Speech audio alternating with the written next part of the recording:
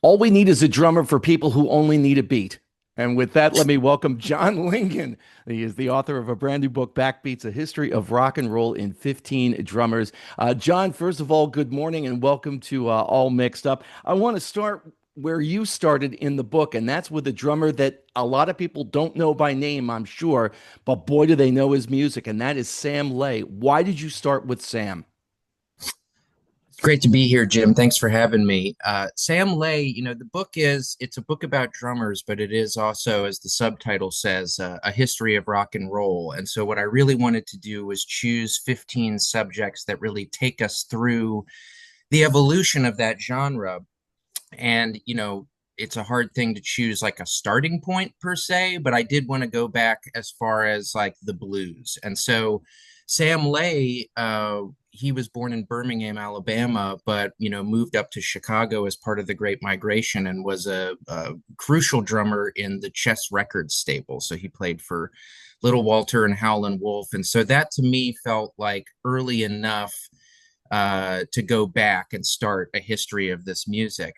And then Lay, additionally, beyond having that background in, a very vibrant black scene, while in Chicago, he was hired away from Howlin' Wolf to the Butterfield Blues Band, and because of that, ended up playing at the famous Dylan Goes Electric concert at Newport 1965. So he's like, I could have chosen any number of those chess records or blues drummers, but he seemed uniquely situated to sort of take that story from like, a black person growing up in 1965 who travels all the way to the Newport Folk Festival and and just to sort of show how that music moved more into a broader, wider audience in the mainstream and how it affected, a lot of rock music that came after as well. You break the book down into 15 different chapters, and I do want to point out that this is not the 15 best drummers in rock. I mean, that's an argument Yes, that could go on and on and on. But very much. for every art drummer who may not be mentioned, like so and so is my favorite drummer, who may not have a chapter, he's referenced in the book. Like Sure. Steve Ferrone, Stan Lynch from Tom Petty's band. They're Yeah, both in there because to get to one drummer, you've got to go to another. You want to get to Bill Berry from REM, you've got to go to a certain chapter on that to find out that, yeah, he was hugely influenced by Maureen Tucker, Mo Tucker from the Velvet absolutely. Underground, who was groundbreaking on so many different levels. Yeah, absolutely. It was I did know I do appreciate you pointing this out because it is like it's not I wanted to write a book that wasn't just my subjective list of favorite rock and roll. I didn't want it just to be like a countdown kind of book. I like the history part of it, I do take pretty seriously. And so, I mean, all of these are incredible players. So this is not like, like they're chosen for very specific reasons. But I think I say in the book too, like you could choose 15 others and tell the same kind of story. The point is not that these are the single winners of some competition. The point is that these are all people, these are artists who work in collaboration, who inspire one another. And that's why I knew even if the chapters themselves focused on one individual person, you have to write about as many players as you can because influence is such a huge part of this whole thing. And none of these players existed in a vacuum. They had, John Bonham was, sort of like for example, had like a friendly camaraderie and competition with Keith Moon and that kind of thing. Like these people knew each other and they were aware and they played off of each other in a lot of ways. So to me, it was always an important thing that it be broader than just a list of 15 people, even though that sort of helps give the book a really good sort of forward momentum and a shape to it for sure. You mentioned John Bonham, and starting off that chapter, Jimi Hendrix and Robert Plant meet, and Plant Mhm, is pretty sure that Jimi Hendrix is going to bring up Jimmy Page, and he mhm. doesn't. And what he does is refer to John Bonham and that right foot, which I always felt was the best right foot in rock and roll. Incredible. Yeah, incredible. And that was such a thrill because I did get to speak to Robert Plant for this book. And he was the one who shared that that quote from Hendrix, who said he reminded him of a rabbit, and or the Bonham's foot reminded him of a rabbit. So I am pretty sure that I have like an original or a new Jimi Hendrix quote in this book, which is kind of exciting. But like, yeah, Plant was an amazing person to speak to, and really like humanized that whole Bonham chapter for me, because like I'm with you. I hold Bonham just like in total awe of the physicality of what he was able to do.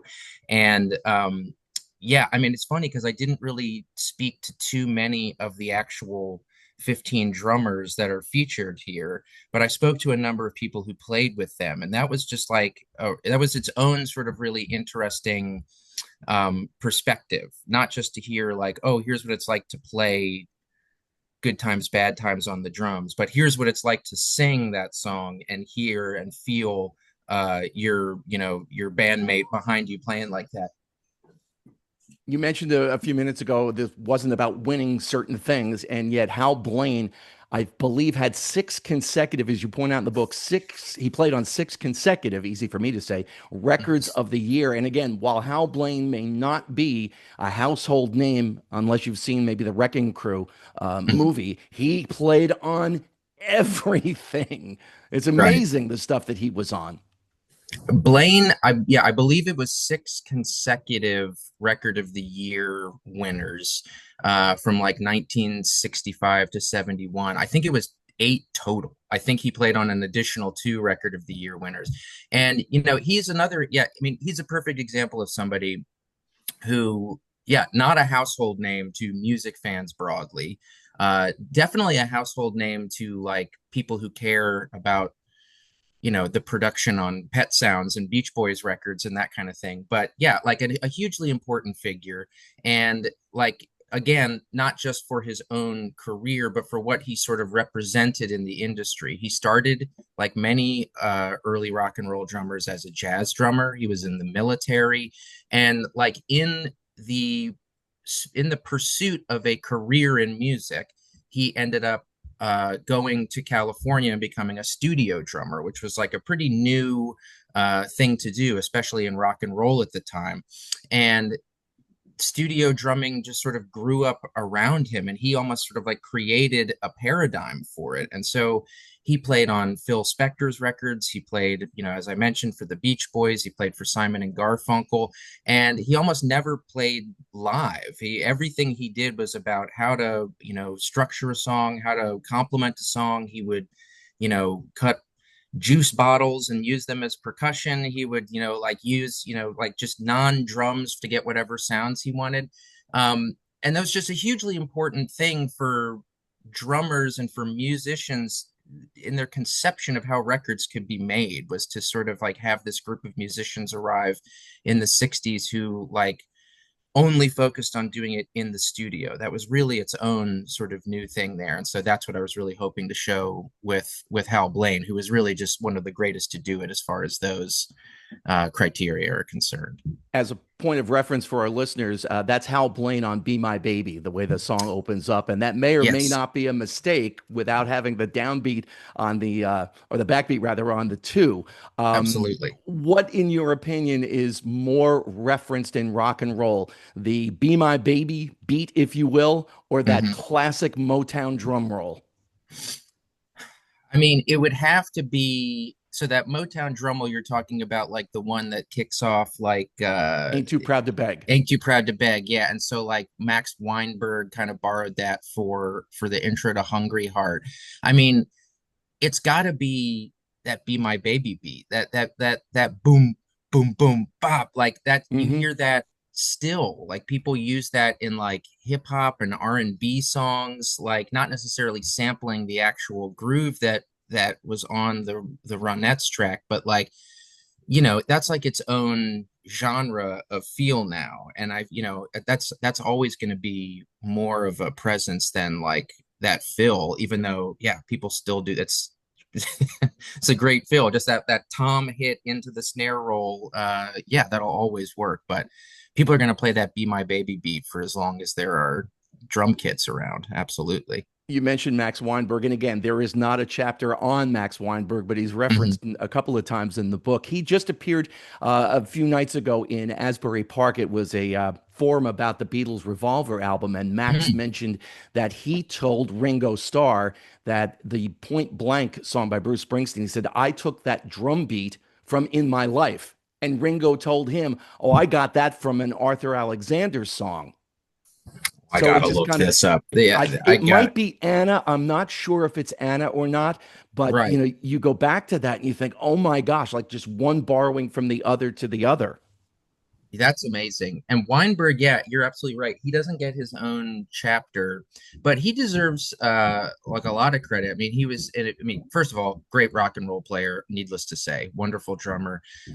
Really influential in terms of how the E Street bands, how his drums were recorded in the early 80s. And he gets mentioned for that and their sort of use in the power station in that recording studio. I also got to shout him out. Max Weinberg published a book of drummer interviews, I think in like the early 90s, called The Hmm. Big Beat, which was a really important source for me here. And it doesn't surprise me to hear him sort of talking to Ringo about that, because he does have like a really uniquely like historical and analytical musical mind for that. I really have a ton of respect for him as a player, and also somebody who like loves the drums as a community and as a bit of history too. He's wonderful. And going back to the Arthur Alexander, the drummer, if I'm not mistaken, on that was a guy who does have his own chapter in the book, and that would be Kenny Buttrey. Ringo, you Yeah, mentioned him, and I think Ringo, for many, oh, it's just he's just the drummer. right. Paul was the cute one. John and George were kind of mysterious, and then there was Ringo. But the Beatles don't happen. You think of Ticket to Ride, you think of Help, you think of Come Together, and all the intricate stuff that he was doing. Watching him play the hi hat instead of that constant beat, he's kind of swishing back and forth Back and across. forth. I've Yeah. never seen anyone else do that.